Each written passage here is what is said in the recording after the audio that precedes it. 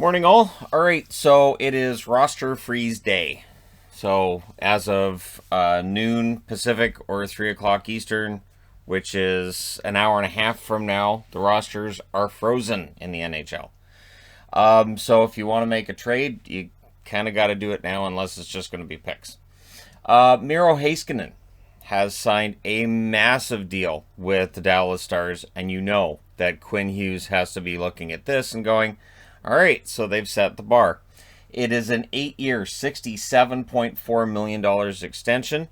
It is $8.45 million in its cap hit, and as a Stars fan, I'm just glad it's done. Miro Heiskanen is a dynamic, fantastic defenseman, and it is good to see that they got this done. It didn't linger. You don't like it when RFA situations linger. So yeah, it's done. I think the cap hit is decent. I think he's got a really high ceiling in terms of where he can end up in the lineup and what he can end up doing. What are you doing, Shadow? Knock that over. Good boy. Okay. So, it's just late to the set. You know, professionalism these days. But yeah, so Heiskanen, glad that one's done. Line him up. Next RFA up, that kind of thing. Speaking of younger players, Jack Studnicka, who could use some work on his strength training, apparently is doing a very good job working on that strength training in the offseason. He's already added 10 pounds of muscle thus far. The only concern you may have when they're adding muscle like that is it going to affect their mobility? And as long as it's not affecting their mobility, not a problem. So, yeah, Studnicka, working out in the offseason. I'm sure he's not the only one, but that's the one that's newsworthy today. Pierre LeBrun is reporting that Driedger is going to be signing a contract with Seattle.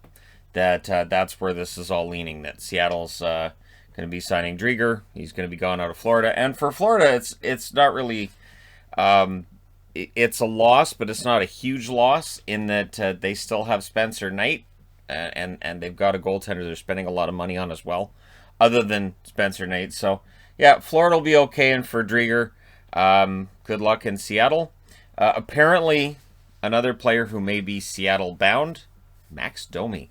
The Columbus Blue Jackets, according to Darren Dreger, are leaning towards not protecting Max Domi, and he may very well end up going to Seattle as a result. So there's some interesting names out there already, right? Domi, Driedger, and of course there are other guys who are going to get traded there, and there are other players who are going to get picked up in 3 days' time. I'm kind of, well, 4 days' time.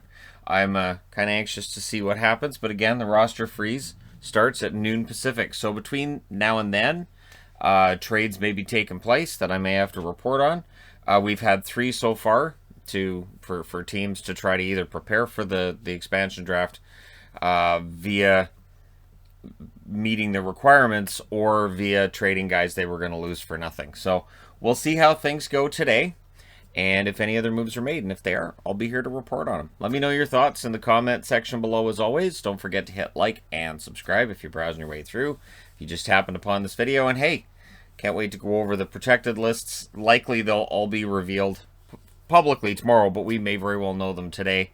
And as the day goes along, if they start to leak out, I have no problem with making a video as well, speculating on who may or may not be going to Seattle. Thank you guys so much for all your support. I will talk to you again soon.